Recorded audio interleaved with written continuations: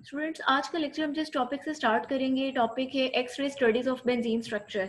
हमने कल के टॉपिक में देखा था कि बेंजीन के जो स्ट्रक्चर सजेस्ट किया गया था वो हेक्सागोनल स्ट्रक्चर था, लेकिन जब इस स्ट्रक्चर को एक्स रेज की हेल्प से स्टडी किया गया तो ये कंफर्म हो गया कि बेंजीन का स्ट्रक्चर जो है वाकई हेक्सागोनल स्ट्रक्चर है। और इसमें जो चीज़ें पॉइंट्स एक्स रे स्टडी से सामने आए वो क्या क्या है। नंबर 1 पॉइंट जो सामने आया वो ये कि कार्बन और हाइड्रोजन एक ही प्लेन में एग्जिस्ट करते हैं, कोप्लानर स्ट्रक्चर है। नंबर 2 जो पॉइंट इसमें सामने आया वो ये था कि तमाम बॉन्ड एंगल्स 120 डिग्री के हैं। और लेटर ऑन अभी जो हम नेक्स्ट टॉपिक पढ़ेंगे वहां से क्लैरिफाई होगा कि 120 डिग्री इसलिए है क्योंकि यहाँ पर sp2 हाइब्रिडाइजेशन एग्जिस्ट कर रही है। तो आप देख सकते हैं यहाँ जितने बॉन्ड एंगल्स हैं वो सब कितने हैं, 120 डिग्री के हैं। और नेक्स्ट पॉइंट आपको गिवन है बॉन्ड लेंथ के हवाले से। उसमें आपको दो बॉन्ड लेंथ दी गई हैं। एक बॉन्ड लेंथ दी गई है आपको कार्बन टू कार्बन, यानी ये कार्बन और कार्बन का बॉन्ड बना हुआ है। इस तरह आपको इस पूरे स्ट्रक्चर में जितने कार्बन और कार्बन के बॉन्ड दिखाई दे रहे हैं, कार्बन और कार्बन के, उनकी बॉन्ड लेंथ क्या है, 1.397 एंगस्ट्रॉम है। और जितने आपको कार्बन टू हाइड्रोजन बॉन्ड दिखाई दे रहे हैं, किसी भी कार्बन और हाइड्रोजन को देख लें, उनकी जो बॉन्ड लेंथ है बॉन्ड की वो क्या है, 1.09 एंगस्ट्रॉम है। तो ये वो कुछ पॉइंट्स थे जो हमारे पास एक्स रे स्टडीज से सामने आए थे। नेक्स्ट हमारे पास यहाँ पर आ जाता है कि हमारे पास जो केक्यूल स्ट्रक्चर है उसकी ऑब्जेक्शंस क्या थी।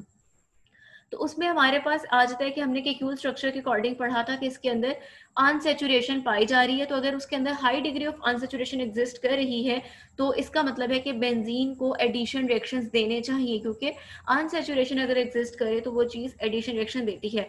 लेकिन जो ऑब्जर्वेशन थी वो ये थी कि बेंजीन सब्स्टिट्यूशन प्रोडक्ट्स फौरी तौर पर देती है, लेकिन एडिशन प्रोडक्ट्स या एडिशन रिएक्शंस इतने फौरी तौर पर शो नहीं करती। ठीक है, तो इस चीज की रीजन जो है वो केक्यूल एक्सप्लेन नहीं कर पाया था। अब इस चीज की रीजन जो है हम आगे पढ़ेंगे, मॉडर्न थ्योरी जो है इस चीज को एक्सप्लेन करती है। और उसकी रीजन क्या है, उसकी रीजन बेंजीन की स्टेबिलिटी है। तो अगर आपसे पूछ लिया जाए कि why benzene show substitution reactions readily instead of addition reactions, उसकी रीजन क्या है, स्टेबिलिटी ऑफ बेंजीन है। और इस स्टेबिलिटी ऑफ बेंजीन को केक्यूल के स्ट्रक्चर की बजाय जो मॉडर्न थ्योरी है वो इसके स्ट्रक्चर को एक्सप्लेन करती है, इसकी इस प्रॉपर्टी को एक्सप्लेन करती है। तो हम उस चीज को देखते हैं। अब अगला जो हमारे पास टॉपिक आ जाता है that is modern concept about the structure of benzene, atomic orbital treatment of benzene. अच्छा, यहाँ पर हमारे पास आ जाता है कि अगर हम बेंजीन के हेक्सागोनल फ्रेमवर्क की बात करें तो यहाँ पर इसके अंदर कार्बन जो है उसमें sp2 हाइब्रिडाइजेशन एग्जिस्ट करती है। तो हम यहाँ कह सकते हैं कि हमारे पास यहाँ पर हेक्सागोनल फ्रेमवर्क ऑफ बेंजीन, उसको हम एक्सप्लेन कर सकते हैं हाइब्रिडाइजेशन अप्रोच के थ्रू। और उसमें हमारे पास जो हर कार्बन एटम है वो sp2 हाइब्रिडाइज है। अब sp2 हाइब्रिडाइज होने का मतलब क्या है कि हमारे पास अगर आप याद करें तो उसमें हमने पढ़ा था कि कुछ इस तरह से, अगर एक कार्बन को अगर आप रिमाइंड करें, जब हमने sp2 हाइब्रिडाइजेशन पढ़ी थी तो हमने पढ़ा था कि उसके अंदर कुछ इस तरह का स्ट्रक्चर होता है जहां पर ट्राइगोनल सी शेप होती है और यहाँ पर एंगल 120 का होगा, यहाँ पर 120 का होगा और यहाँ पर 120 का होगा। और ये जो आपको स्ट्रक्चर दिखाई दे रहा है ये क्या है, एक sp2 हाइब्रिडाइज्ड ऑर्बिटल है, ये दूसरा sp2 है और ये तीसरा sp2 है। ठीक है, तो यहाँ पर जो आपके तीन sp2 हाइब्रिडाइज्ड ऑर्बिटल है इनमें से एक ये वाला, ये क्या कर रहा है, दूसरे कार्बन के साथ बॉन्ड बना रहा है। और ये वाला जो sp2 हाइब्रिडाइज्ड है ये क्या कर रहा है, इस कार्बन के साथ बॉन्ड बना रहा है। और जो ये आपको ऊपर दिखाई दे रहा है ये हाइड्रोजन के साथ बॉन्ड बना रहा है। इसका मतलब है आप कहेंगे कि यहाँ पर हमारे पास तीन सिग्मा बॉन्ड्स बनते हैं, जिनमें से दो बॉन्ड्स कार्बन के साथ होते हैं और एक बॉन्ड जो होता है वो हाइड्रोजन के साथ होता है। तो यहाँ पर आपके पास जब इस तरह से सारी बॉन्डिंग हो जाएगी तो आपके पास क्या बनेगा, सिग्मा फ्रेमवर्क बनेगा, यानी सारे सिग्मा बॉन्ड्स होंगे। और यहाँ पर 2pz ऑर्बिटल, वो ऑर्बिटल जिसने हाइब्रिडाइजेशन में पार्टिसिपेट नहीं किया था, वो आपने क्या पढ़ा था, वो आपने पढ़ा था कि अगर फॉर एग्जांपल ये कार्बन है तो वो इसके एक्सिस के अबव एंड बिलो यहाँ पर लाई कर रहा होगा। तो जब आपके पास सारे सिग्मा बॉन्ड्स बन जाएंगे तो जितने भी यहाँ पर, फॉर एग्जांपल इसको हम किसी और कलर से शो कर देते हैं, आपके पास यहाँ फॉर एग्जाम्पल अगर ये कार्बन है तो इसका भी एक सिग्मा, सॉरी इसका भी एक यहाँ पर 2pz होगा। ठीक है, जैसे ये आ गया इसका भी 2pz और उसका एक ओवरलैपिंग नीचे आ जाएगी। फिर अगर आप इस कार्बन की बात करें इसका भी 2pz और इसका भी 2pz।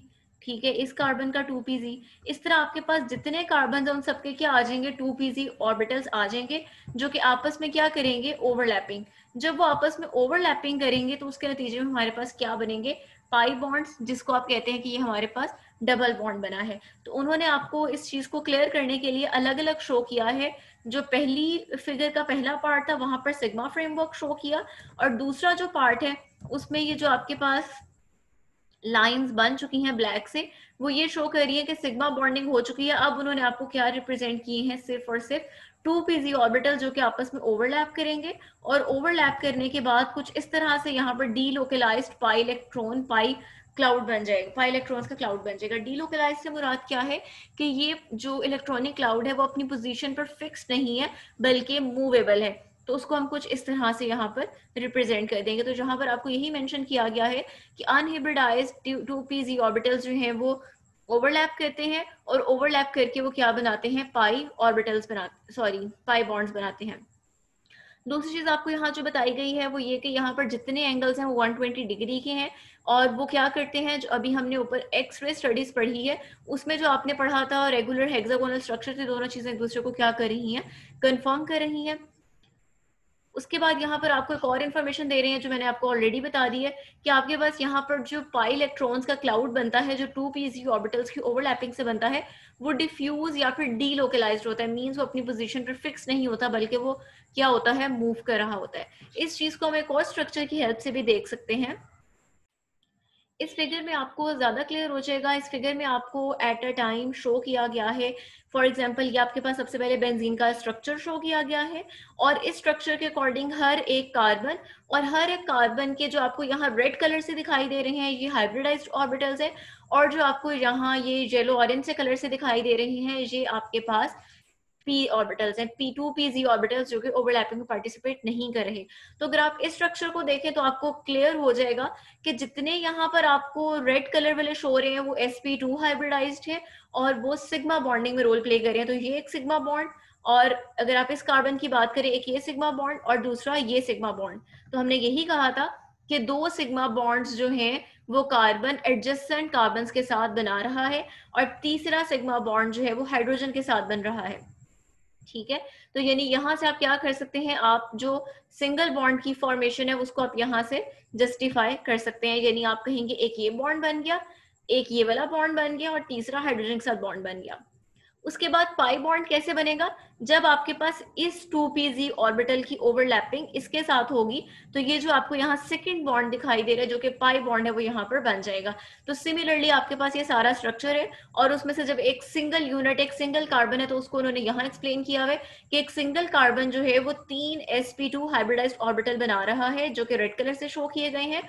इसकी ज्योमेट्री क्या है, ईच कार्बन की ट्राइगोनल प्लानर ज्योमेट्री है, 120 डिग्री का एंगल हर कार्बन बना रहा है, जो ये आपको येलो ऑरेंज से दिखाई दे रही है कि आपके पास क्या है, अनहाइब्रिडाइज्ड 2pz ऑर्बिटल्स हैं। और जब यही एक कार्बन है, जब इस तरह के हमारे पास 6 कार्बन होंगे तो वो बेंजीन के स्ट्रक्चर में कुछ इस फॉर्म में आपके पास अरेंज हो जाते हैं। तो ये जो स्ट्रक्चर है ये आपके पास जो मॉडर्न कॉन्सेप्ट है उसको फुली जो है वो एक्सप्लेन कर रहा है। अब हम वापस जो है उसी अपनी आते हैं फाइल पर, अब वापस स्ट्रक्चर पर आ जाते हैं। यहाँ पर अब हमने जो नेक्स्ट स्ट्रक्चर देखना है वो आ जाता है स्टेबिलिटी। हमने पीछे ये पढ़ा कि जो केक्यूल का स्ट्रक्चर है वो इस बात को एक्सप्लेन नहीं कर पाता कि बेंजीन क्यों सब्स्टिट्यूशन रिएक्शंस फौरी तौर पर शो करती है इंस्टेड ऑफ एडिशन रिएक्शंस। तो उस चीज को मॉडर्न थ्योरी एक्सप्लेन करती है कि ये बेस करता है बेंजीन की स्टेबिलिटी पर। तो अब यहाँ पर हम देखेंगे कि बेंजीन की स्टेबिलिटी किस तरह से है। बेंजीन की स्टेबिलिटी जो है उसमें एक रीजन जो आपके पास आ जाती है दैट इज एक्सटेंसिव डीलोकलाइजेशन, जो अभी हमने पढ़ा। तो इसको हाईलाइट कर लीजिए कि बेंजीन की स्टेबिलिटी किस वजह से है, extensive delocalisation of electronic cloud की वजह से है। अब इसको हम स्टडी कैसे करेंगे, इसको हम स्टडी करेंगे साइक्लोहेक्सीन की हेल्प से, और उसमें हम देखेंगे हम हीट ऑफ हाइड्रोजनेशन को एस्टिमेट करेंगे, और उसकी हेल्प से हम फाइंड आउट करेंगे कि बेंजीन जो है उसको हम एक्सपेरिमेंटली देखेंगे कि वो किस तरह से ज्यादा स्टेबल है।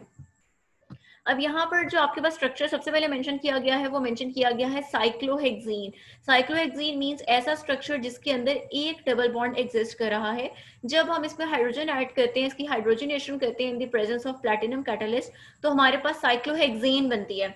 यानी आपके पास ये वाला बॉन्ड ब्रेक होगा, एक हाइड्रोजन का एटम यहाँ पर और एक हाइड्रोजन का एटम यहाँ पर होगा। तो इस स्ट्रक्चर को आप कुछ इस तरह से लिख सकते हैं। जब हमारे पास इस एक्सपेरिमेंट को परफॉर्म किया गया तो ये देखा गया कि एक बॉन्ड जब ब्रेक होता है और उसकी जगह हाइड्रोजन ऐड होती है तो हीट ऑफ हाइड्रोजनेशन जो देखी गई वो थी -119.5 किलो जूल्स पर मोल, यानी रिएक्शन एक्सोथर्मिक था और इतने अमाउंट ऑफ जो हीट थी वो यहाँ से क्या हो रही थी, रिमूव हो रही थी। नेक्स्ट जो हमने स्टडी की वो हमने यहाँ पर जो आपने साइक्लोहेक्सेन स्टडी की थी वो एक उसमें डबल बॉन्ड था। नेक्स्ट जो हमने साइक्लोहेक्सेन ली वो हमने साइक्लोहेक्सा डाईईन ली, यानी ऐसी साइक्लोहेक्सेन ली जिसमें दो डबल बॉन्ड्स एग्जिस्ट कर रहे थे और उसका नेम क्या है 1,3 साइक्लोहेक्साडाईन, यानी उसमें कार्बन 1 और कार्बन 3 के बाद क्या थे, डबल बॉन्ड्स मौजूद थे।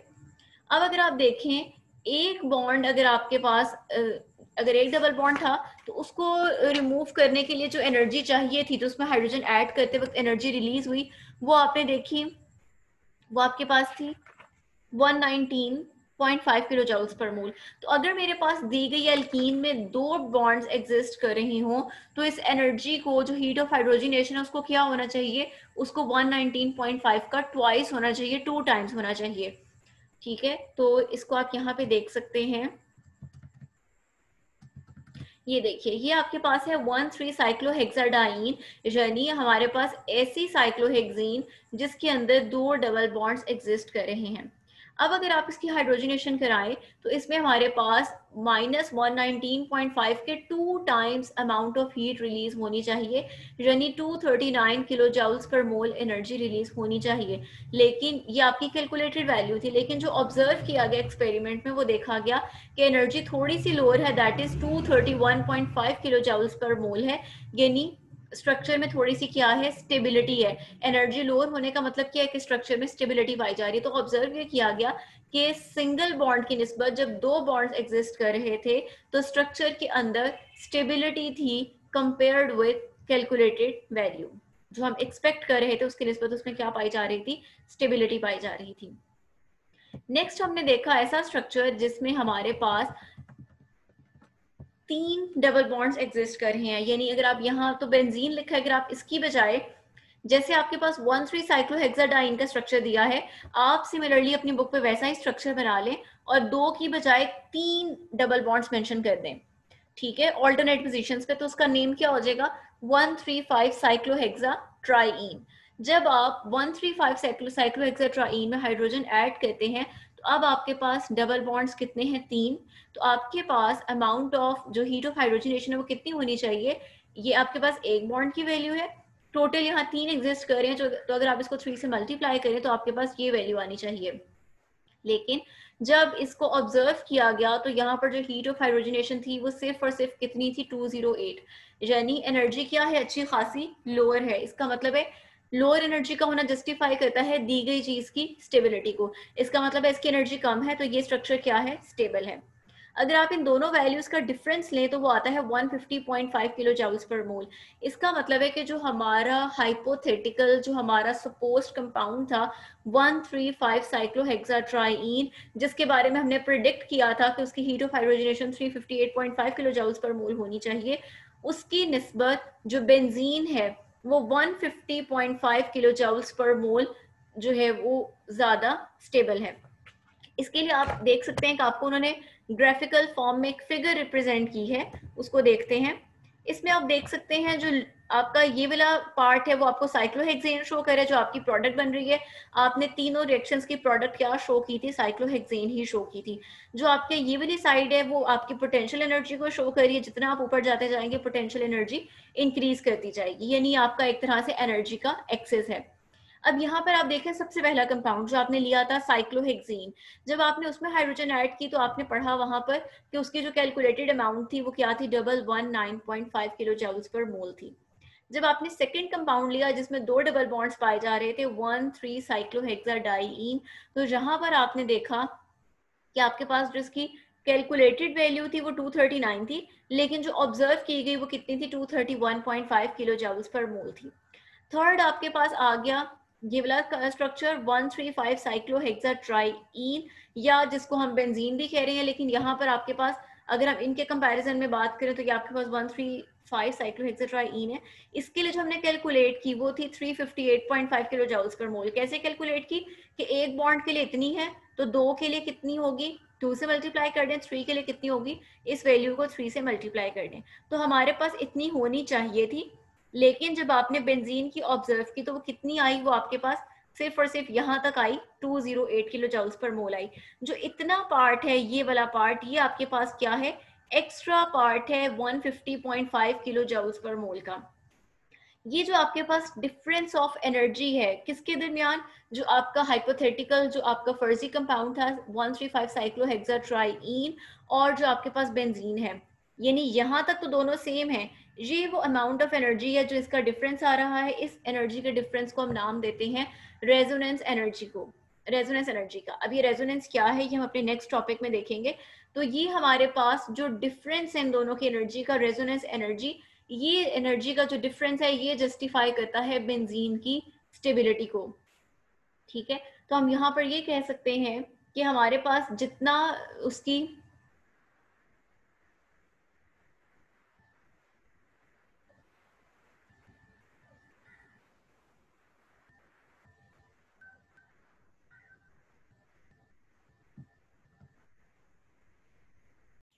तो इस सारी बात को हम इस तरह से सम अप कर सकते हैं कि हमारे पास एक्सपेक्टेशन ये थी, लेकिन हमारे पास बेंजीन की इतनी लोअर एनर्जी या इतनी स्टेबिलिटी क्यों आई, क्योंकि बेंजीन के अंदर आपने पढ़ा है डीलोकलाइजेशन एग्जिस्ट करती है। डीलोकलाइजेशन की वजह से क्या है कि इसके अंदर स्टेबिलिटी पाई जाती है, और इस बेस पर हम इसकी जो है केक्यूल स्ट्रक्चर जो है उसकी रेजोनेंस एनर्जी को हम यहाँ से एक्सप्लेन कर सकते हैं। अब हम अपने नेक्स्ट लेक्चर में देखेंगे कि रेजोनेंस क्या है और रेजोनेंस स्ट्रक्चर्स क्या हैं, रेजोनेंस एनर्जी क्या है।